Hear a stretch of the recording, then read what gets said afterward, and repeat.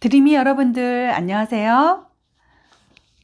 꿈을 적어보고 또 나눠보고 그렇게까지 다 해보셨잖아요. 오늘은 꿈을 어떻게 시각화시키는가 그 이야기를 한번 나눠보려고 합니다. 꿈의 시각화는요, 굉장히 즐겁죠. 꿈이 이루어진 것처럼 굉장히 설레거든요.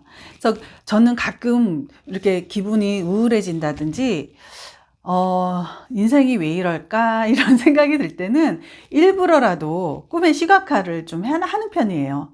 요즘엔 옛날에는 잡지책을 오려가지고 제가 막 노트에 붙이고 파일을 만들고 막 이랬거든요. 근데 요즘 너무 편리하잖아요. 핸드폰 안에 다 있잖아요. 핸드폰 안에 굉장히 다양한 그런 영상들 뿐만 아니라 사진들이 있잖아요. 전 그런 것들을 너무 좋아. 너무 좋은 것 같아. 이 장소 너무 좋네. 다음에 한번 가봐야겠다. 우리 아들하고 여행 가기로 했는데, 이곳이 너무 좋을 것 같아.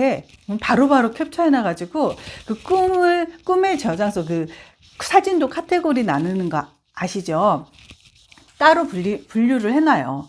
그러면은 그거에 맞춰서 이제 한 번씩 보고 다시, 행복해지고, 이런 저만을 위한 행복 방법인 것 같아요. 그래서 그렇게 만들어 보는데요.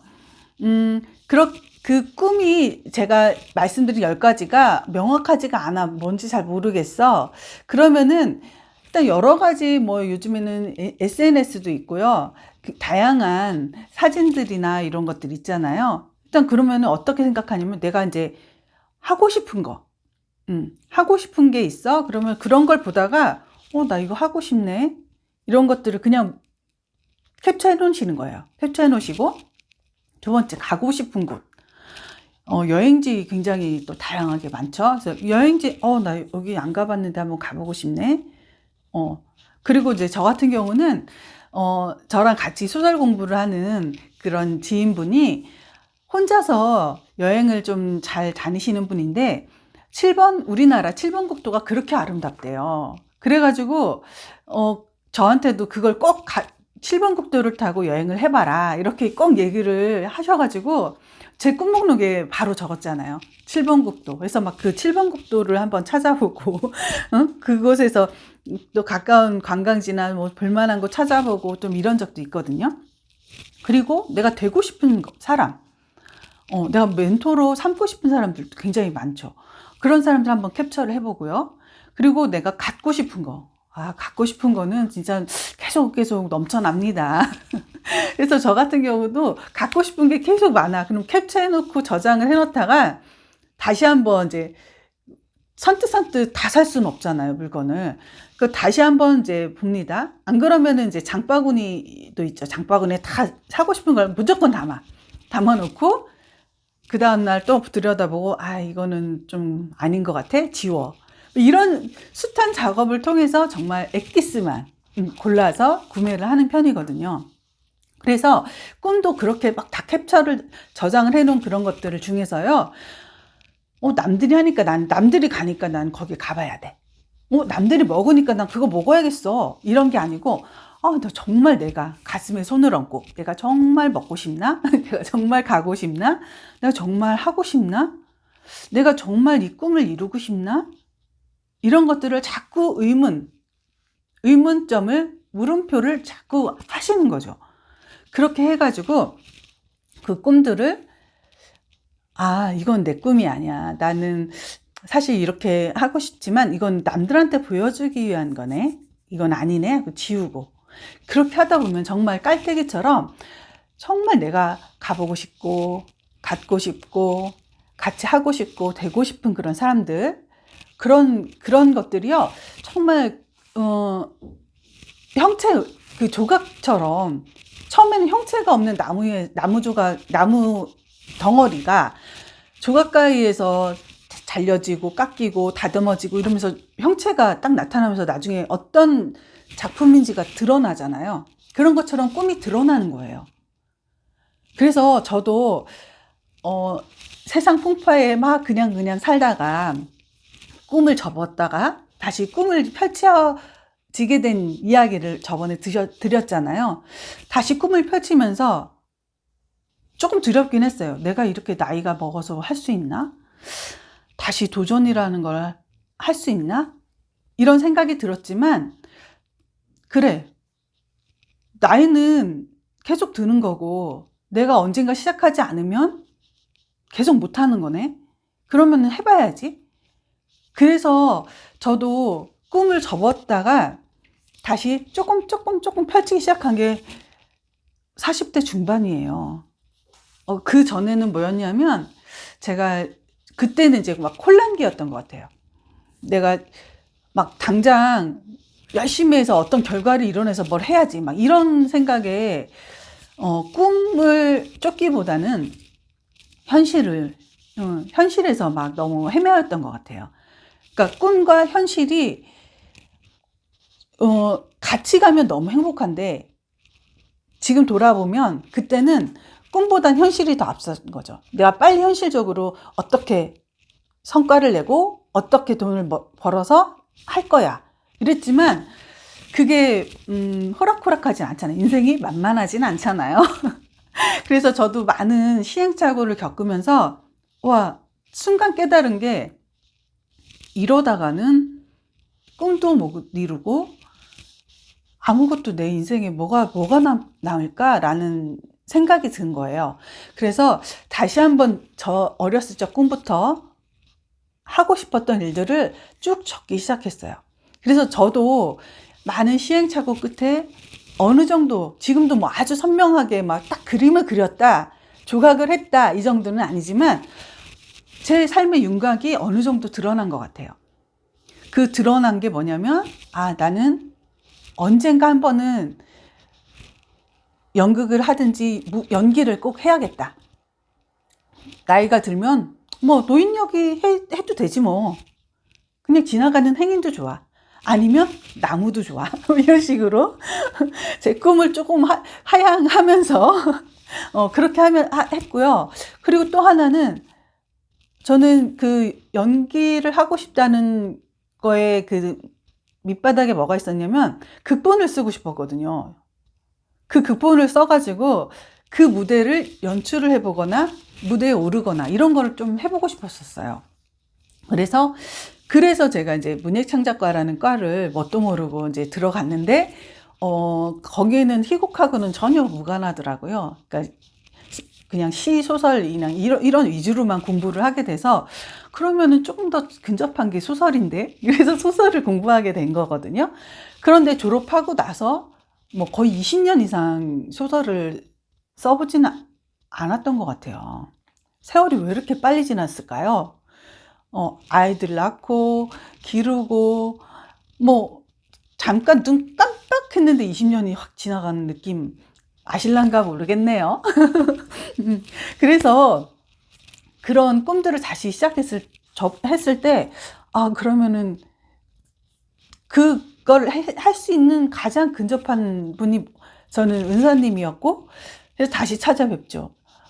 뵙고 제가 글을 다시 쓸 수 있을까요? 그랬을 때 이제 다행히 글을 같이 공부하는 그 그룹이 있어서 제가 그쪽으로 가게 돼서 소설을 다시 공부를 하게 됐고, 처음 또 진짜 20여 년 만에 소설을 써서 냈을 때 굉장히 이걸 다시 그만둬야 되지 않을까라는 혹평을 받으면서, 다 무너진 헛간에 쟁기나 뭐 그 농사 도구들이 다 녹슬고 막 이래가지고 쓸모가 없다라는 평까지 들을 정도로 막 굉장히 혹평을 받으면서, 내가 해야 되나 이런 소리를 들으면서 응?